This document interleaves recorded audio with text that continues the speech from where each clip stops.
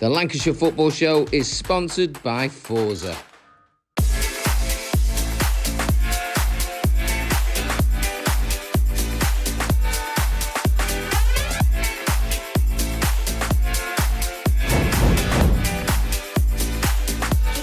Hello and welcome to the Lancashire Football Show, sponsored by Forza, the show that shines a light on football across the county. First up, congratulations all of you for smashing the 25-26 season. So whether you played, whether you refed, whether you coached, whether you supported, whether you volunteered, it would not have been possible without you. So thank you very much. I'm Jez Edwards and we're coming to you from AFC Fylde Community Foundation today, where they're holding a Fit Fylde Walking Football session. We're going to talk to some of the guys that are taking part in a bit, but first let's find out what's on today's show. We visit a very high-energy Wildcat session at Culcheth Athletic, where the number of girls taking part are increasing every week. Chat with Darwen Girls to see what makes them a thriving community club. And congratulate Billy at Winstanley Warriors Walking Football for scoring an impressive 100 goals last year. We won't be cheeky and tell you how old he is, yet. But firstly, we're going to take a trip up the coast to BJFF, but to give them their full name, Bispham Junior Football Federation. Now, recently they refurbed their clubhouse and extended their cafe, so now they can cope with match day demand and welcome more people in. And we were there at the official launch alongside a few former players, including Ash Fletcher from Blackpool FC and Lucy Robinson, who plays for Manchester United's under-21s.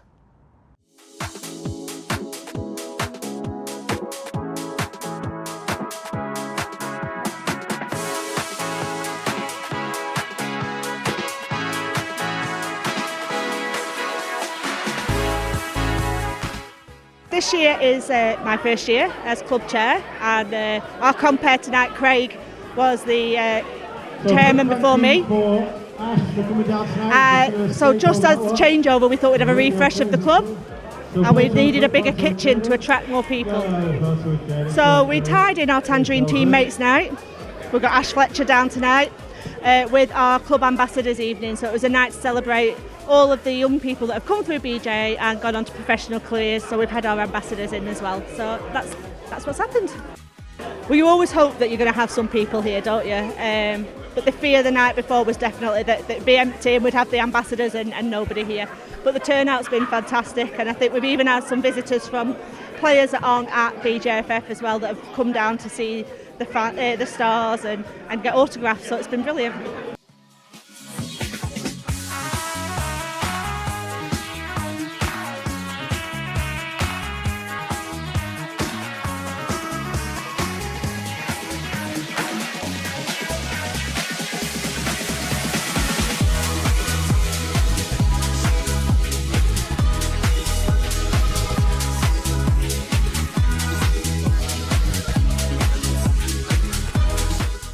What next? We have got master plans, so for the club ourselves, we're really lucky. We're probably at capacity with the number of teams we've got, very few spaces in terms for players, but we're always looking for new volunteers. But the clubhouse is just going to expand even more. We've got big plans for new facilities and bringing the identity back to BJFF and getting everybody down here.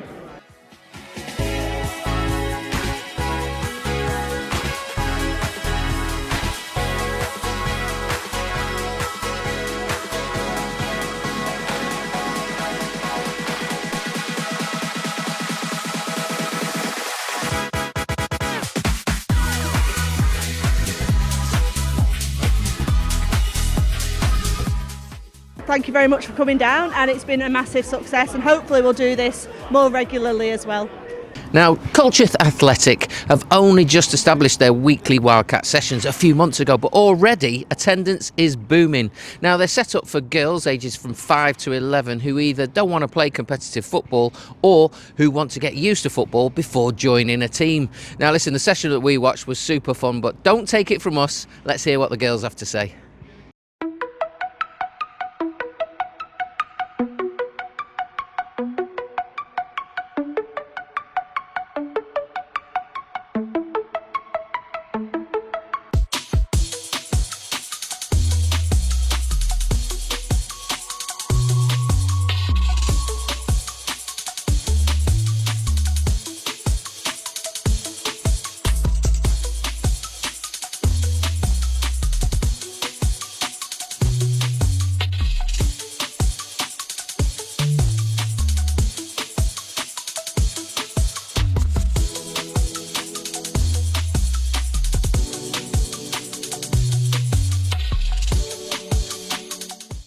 I just love football. Like, football is kind of one of my best places, and I just love football.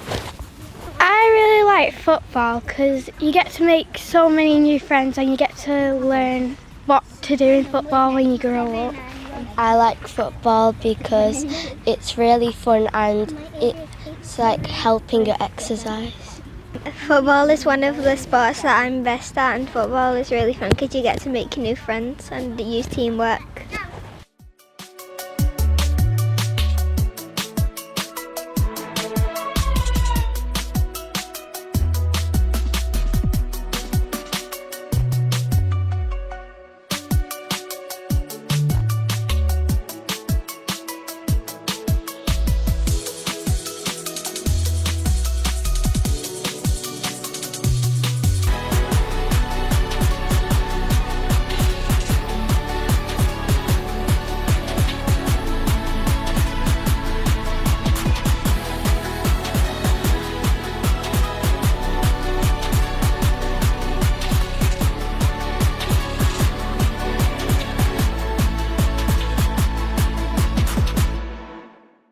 So from Wildcats to walking football, we're going to take a trip now to Winstanley Warriors to mark an incredible achievement. Billy Rotherham, take a bow. Now, Billy plays for the walking football team. He scored an insane 100 goals last year, right? And if that wasn't enough, he then celebrated his 80th birthday in March. How fantastic is that? Come on, Billy. Oh, listen, we went down to see him at a session to talk about his accolade and also talk with his son and chairman of the club, Sean.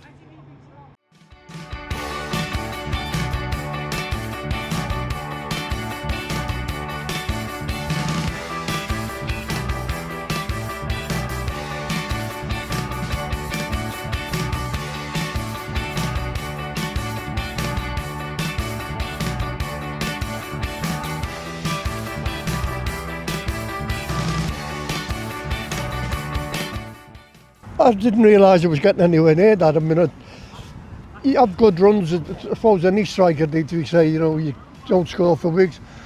I dread to think of getting Salah's standard, you know, and he never scores at all now. So, but to be fair, he didn't know he was anywhere near it for a long time because what was happening was I'd ring him up on a Monday and a Wednesday afternoon after they'd finished playing and say, have you scored? And he'd say, yeah, I've scored 2, yeah, I've scored 3. Oh, I haven't scored this week. So I just started keeping a little tally chart in my diary at work and then kept it going and going and going. And then it was getting a little bit close. So I kind of let it slip a little bit that he was getting a bit close. So we managed to squeeze a couple of extra games in over Christmas where he probably wouldn't have played to make sure he got it. So.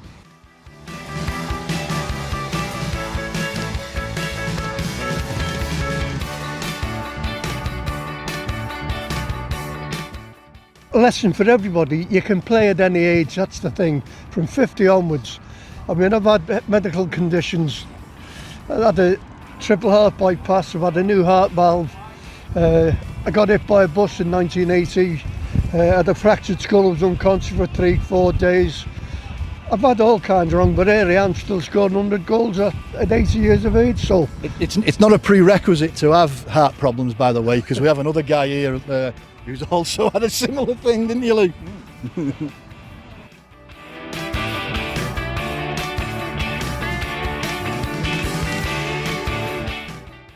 To still think you can be playing at our age is quite something, because once we retired from 11-a-side we thought that was it until, well, for me it was 2020, COVID came.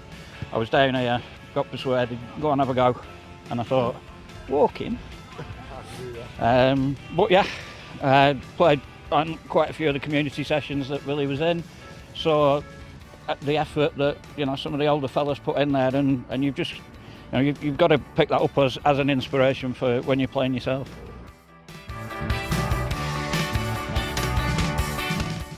I've said for some time now, it's my ambition to live forever, and so far so good. So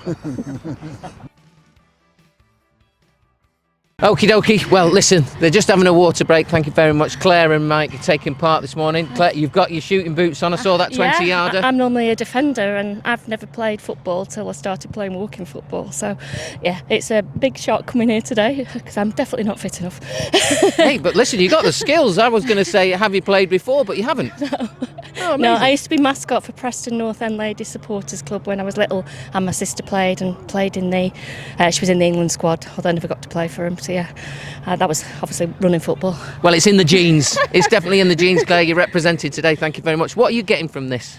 Fitness, because it's a lot faster than you think it's going to be. I think when people hear walking football, they think it's sedate, Zimmer frame, that kind of thing, and it clearly isn't because I'm shattered. Yeah, so fitness and social. It's a great social game. Yeah, so, yeah. Absolutely. It's cracking turnout. I'll just nip in the middle, Mike. Cracking turnout today. Everyone seems to be enjoying it. The sun's shining. Again, we've talked about obviously fitness side of things, but obviously then for everyone's coming out and there's camaraderie here. Oh yeah, definitely. I think we've been playing this for about 4 or 5 months. We've had about 32 different players through, but we seem to have a standard 12 every week. We're hoping to build on that, but it's a good laugh. It's fantastic. You have to thank Ryan and the foundation because they've put it together, and Ryan's a fantastic coach for us, and he brings our fitness on leaps and bounds. But yeah, it's hard work. It doesn't look it, but it is hard work. I'd say by watching, the hardest thing to do in walking football is to actually walk, because there's a few jogging going on. Yeah, I have to admit I'm jogging all the time, so that's to keep up with the other joggers though. Yeah. But yeah, it's just fast football, slow football for people over 50s really, I would say. Well, listen, it's been an absolute joy watching you. Thank you. I think they're getting ready for another game, so I reckon you got another goal in you, Claire. Yeah. I don't know if I've got that in me, but I'll look forward to playing anyway. Bless you. Thank you very much for talking to us.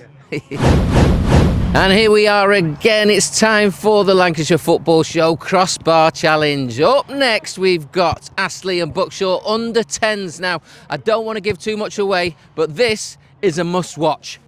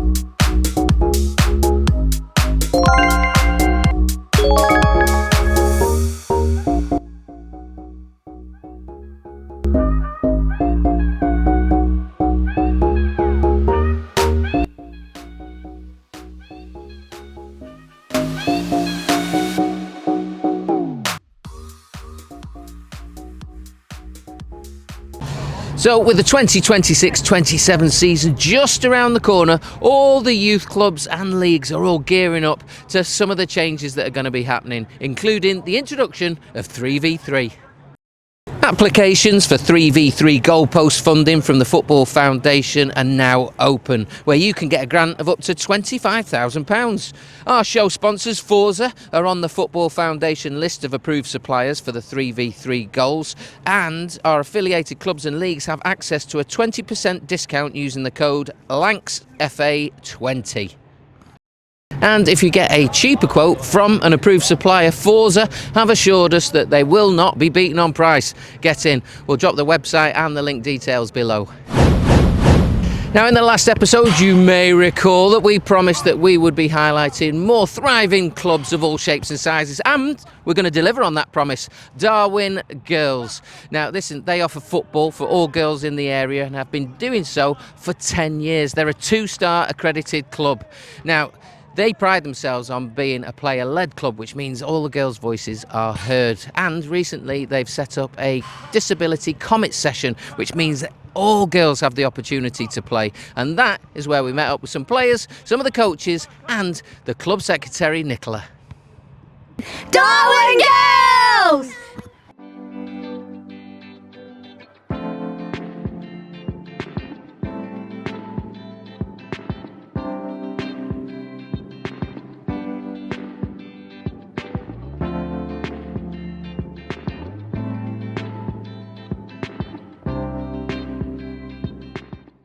I was in a team, really young team, which my dad used to actually coach and manage on his own.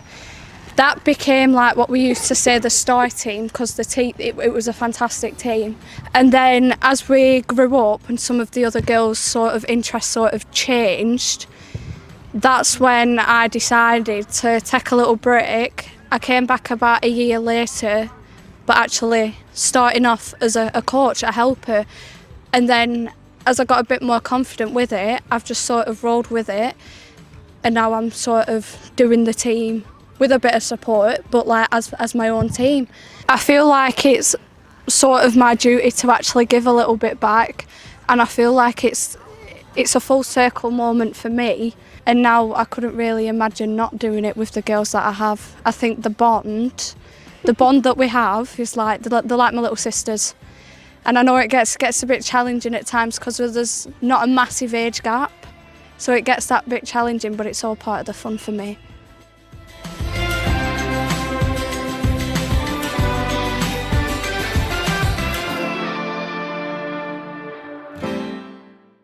My role at work is with the disability side of things, and to have a team where they can come, they can be themselves.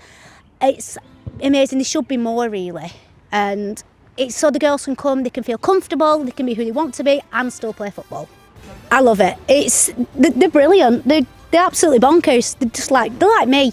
And I think we do really well, don't we, together, girlies? Yeah? Yeah. Slay. Slay, thank you.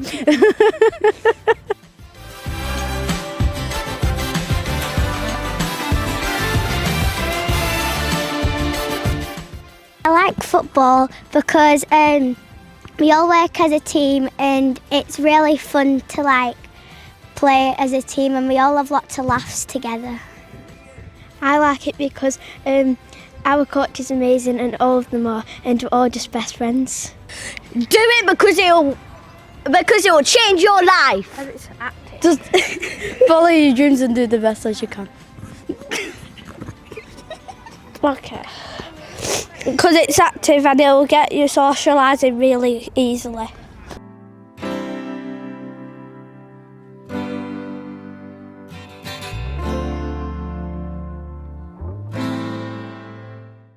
It's about the girls. It's not about us. It's not about our egos. It's all about it. We need to be inclusive.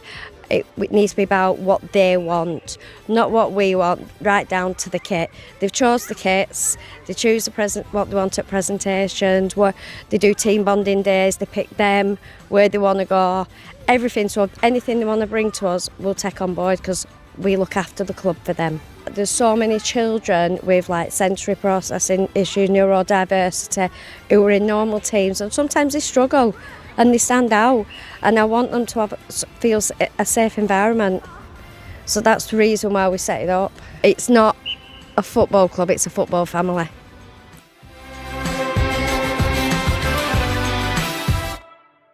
Ryan, well, listen, thank you very much for having us down this morning. It's been fantastic.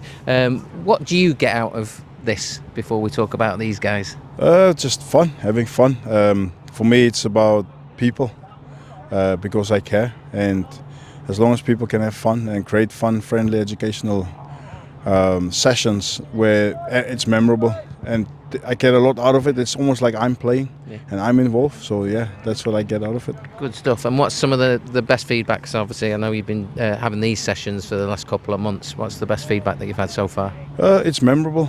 People want to come back and they feel like the movement's improving, the confidence is improving. Some of them might have had a knee replacement and could not move a lot, but that's why I try to incorporate the sessions that includes everyone, whether it's walking or jogging. We'll just meet them where they are, and that's what it's about. Oh, good stuff. Well, listen, I don't want to keep you too much because I've seen not much walking going on in walking football. Yeah. There's a few of them that are quite quick. Yeah, they're quite competitive though. Really good group to work with, quite easy. I mean, this is so fantastic for the National League Trust to be able to provide funding for these type of sessions. It's so good for the well-being, for people's, I'm a big believer in wellness and health and well-being. You just can't put a price on it. Good stuff. So, yeah. Oh, nice one, mate. And they're lucky to have you because you've got a great vibe about you. Oh, no, thank you. I try. I try. Good stuff. Carnforth Rangers under-11s have had an amazing season despite playing up a year in the under-12s league. They finished 5th this season. Tremendous. Now, they're having their presentation in June and their coaches and parents want to celebrate their amazing achievements this season. Unfortunately, we couldn't get hold of Ella Toon or Kira Walsh, so here's a very special shout-out from the Lancashire Football Show. Congratulations, girls. Absolutely brilliant. Listen, you should be very proud of yourselves. Listen, enough from me. Let's hear from you guys.